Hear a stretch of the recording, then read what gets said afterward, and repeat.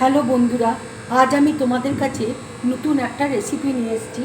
আজ আমি তৈরি করব দইয়ের কাবাব। দইয়ের কাবাব করতে দেখো আমার কী কী লাগছে তোমাদেরকে দেখিয়ে দিচ্ছি। এখানে দেখো চাট মশলা রয়েছে, ব্ল্যাক পেপার রয়েছে, লঙ্কা কুচি রয়েছে, ধনে পাতা কুচি রয়েছে, পেঁয়াজ কুচি রয়েছে। এখানে দেখো কর্নফ্লাওয়ার রয়েছে। এক বাটি দেখো দই রয়েছে, এক বাটির থেকে একটুখানি কম রয়েছে। এখানে দেখো পনিরকে আমি গ্রেট করে নিয়েছি, আলু সেদ্ধকে আমি গ্রেট করে নিয়েছি।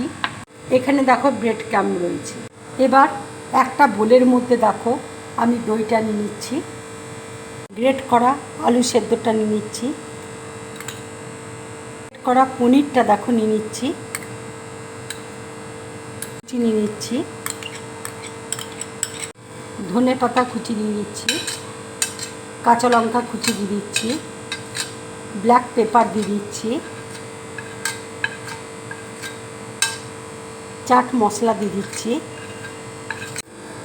আন্দাজ মতো দেখো নুন দিয়ে দিচ্ছি, কর্নফ্লাওয়ার দেখো দিয়ে দিচ্ছি।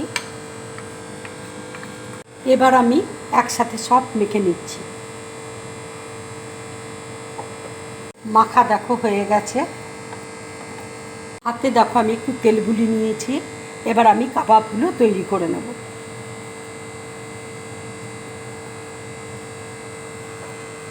দেখো ঠিক এইভাবে আমি তৈরি করে নিয়েছি। এবার আমি ব্রেড ক্রাম্বে দেবো।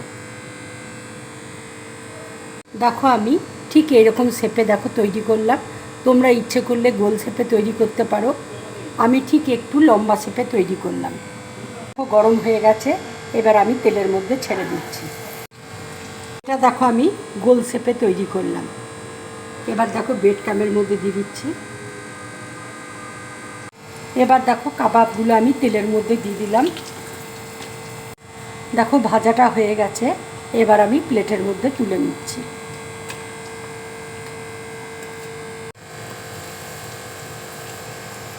দেখো হয়ে গেছে, এবার আমি প্লেটের মধ্যে তুলে নিচ্ছি।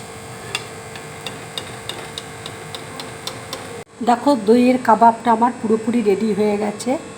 এবার আমি একটু মেয়োনিজ দেখো দিয়ে সাজাচ্ছি।